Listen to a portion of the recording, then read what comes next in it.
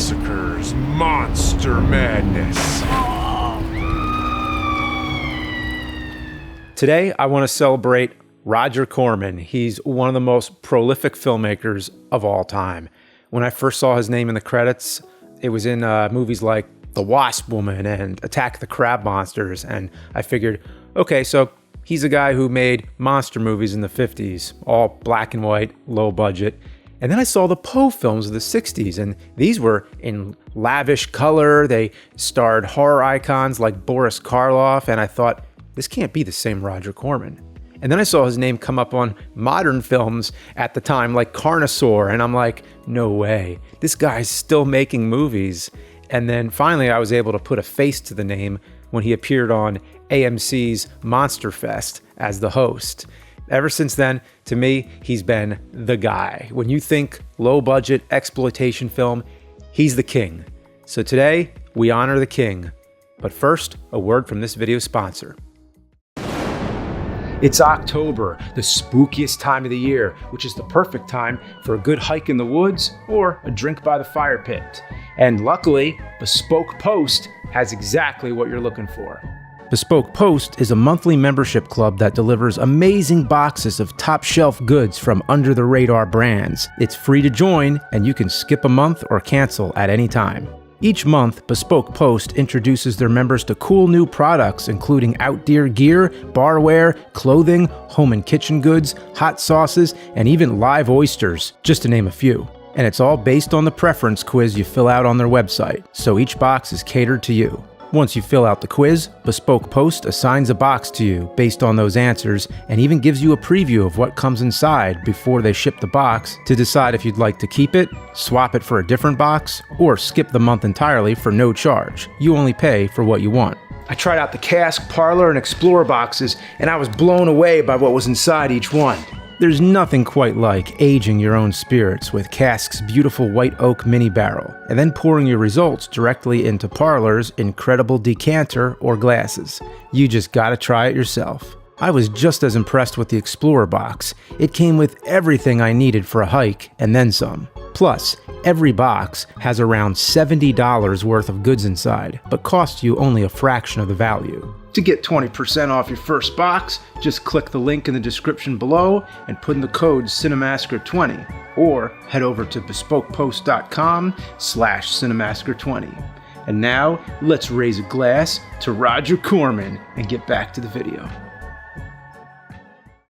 Few people have made as many films as Roger Corman. Currently, IMDb is showing 55 films that he directed alone, but he also produced and executive produced many films, so I don't even know how to count everything, but on IMDb, currently it says 515 producing credits in general.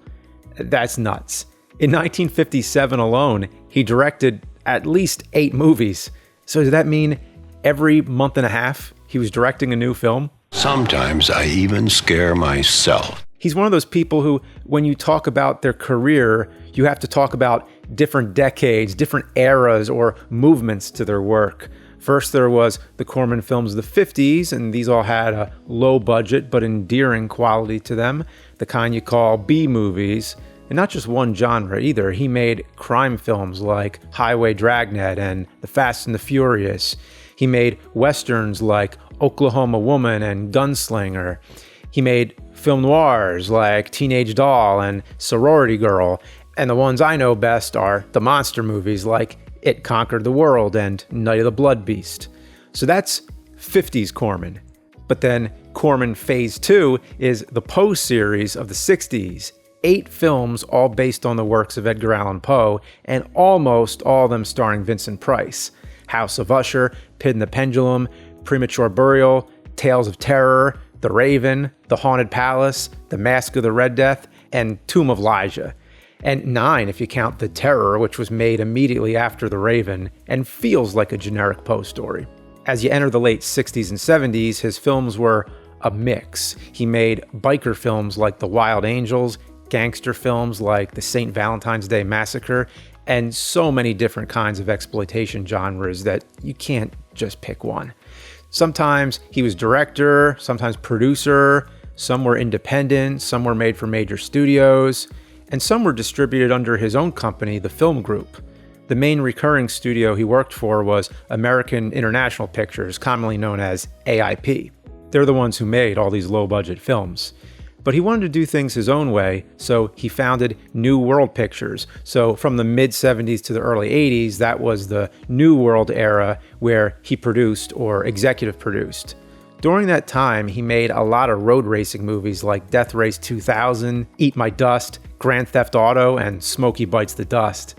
He still knocked out some sci-fi films here and there like Battle Beyond the Stars, Galaxy of Terror, and Forbidden World. There's also the random thing here and there like Rock and Roll High School. After New World Pictures, he continued producing in the 80s, all different films like Suburbia, and a lot of horror like Slumber Party Massacre 2, Munchies, and The Terror Within.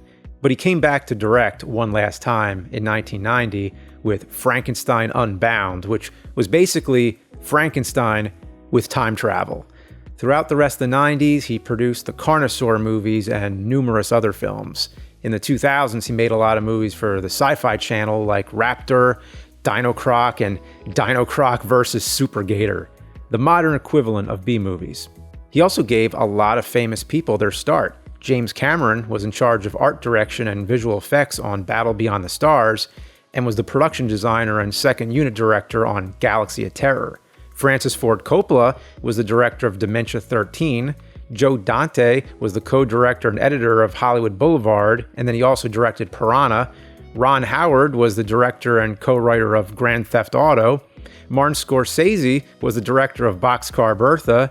Jonathan Demme directed Cage Heat, and these are all films Roger Corman produced or was involved with in some way. Some of these directors, after they got big, they repaid the favor and gave Roger Corman a role in their movies. Coppola cast Corman in a scene in The Godfather 2, Ron Howard gave him a role in Apollo 13, and Jonathan Demme put him in Silence of the Lambs. Many actors got their start with Corman. Jack Nicholson, just as a couple examples of his early films, were Little Shop of Horrors and The Terror. Also, one of William Shatner's early films, The Intruder. Dennis Hopper was in The Trip, and a pre-Rocky Sylvester Stallone was in Death Race 2000. He also used Dick Miller a lot, such as in Bucket of Blood and in Little Shop of Horrors, just to name a couple. On the other side of the spectrum, he kind of gave a finale to Boris Karloff at the end of his career. He produced Targets, which wasn't Karloff's final film, but it was close, and this feels like a true swan song because in the film, he plays a horror actor who's reflecting on his career. And by the way, it was directed by Peter Bogdanovich. So how does one become so prolific to make so many films? Well, there's probably many factors. One is having a good contract, so he always was able to get paid and move on to the next film without any waiting period. He always ensured the films he made were marketable and would make money back. He didn't go into debt with film school. Instead, he said his student work was shown on the screen, meaning it was all hands-on experience. He just went ahead and made movies, and even if they weren't that great sometimes, he would learn from them. That's real film school. He always ensured a profit by keeping the costs low. He was always a master of minimizing. In the 2011 documentary, Corman's World, he said that when he was shooting Monster from the Ocean Floor, he personally drove the equipment truck to the set and unloaded the gear himself because that saved about an hour each morning of paying crew. When I heard him say that, I thought to myself, wow. So all those movies that I made where I was running around doing stuff myself, thinking I'm an idiot, maybe I was a smart idiot. There's a certain balance. If you do every job all by yourself, you're going to drive yourself crazy. So you got to strike a balance there. He always got the most out of his buck. One of my favorite stories is how The Terror got made. Boy, this is great. It never gets old. What happened was, he was just finishing shooting The Raven, but they had 2 spare days over the weekend. The set was still standing and Boris Karloff was available, so he went to his writer and said, "Write me something quick. We have a castle and Boris Karloff. Go." Well, they shot all the Karloff scenes over the weekend as the set was being torn down around them. They rushed so fast, and they didn't even know what the full script was going to be like. They just filmed a bunch of random stuff of Karloff walking around, opening doors, going up and down steps without any clue what his motivation was. Then, months later, they wrote the rest of the script, and 5 different directors were tasked with finishing the shoot. One of them was Coppola, and even Jack Nicholson directed a part who also starred alongside Karloff. Each director had a different interpretation of the story, so the end product was a total mess. So just before the movie was officially finished, Corman saw it and realized it made no sense. So he made a last-minute addition, shot a new scene where Jack Nicholson throws Dick Miller up against the door and asks him what's going on or whatever, and then Dick Miller attempts to explain the entire plot in one frantic monologue. Not to mention, the set was no longer standing, so they shot in close-up, and it was shot on the set of another movie Corman was making at the time, The Haunted Palace. In the words of Jack Nicholson in the Corman's World documentary, he says, "To this day, no one knows the plot of The Terror." Well, I know the plot, I think. As I said in my old review, basically, we have a witch who's trying to get revenge on a baron who killed her son, but finds out the son killed the baron. Meanwhile, the son thinks he's the baron and says the servant killed the son, but since the baron is the son, I would think that means the servant killed the baron. But a woman who's under the witch's control turns into a hawk and happens to look like the baron's dead wife when she's not a hawk. So the witch is trying to send her to the baron to make him think it's a ghost, go insane, and commit suicide. Ridiculous, but I love it. It's great. I think when it comes to favorite Corman films, I still have a soft spot for the cheesy monsters of the 50s. I'll never forget staying up late at night to watch The Wasp Woman on TNT's Monster Vision. It's a simple design, a woman with the head of a wasp, which somehow looks kind of funny but creepy at the same time because she's always lit in shadow.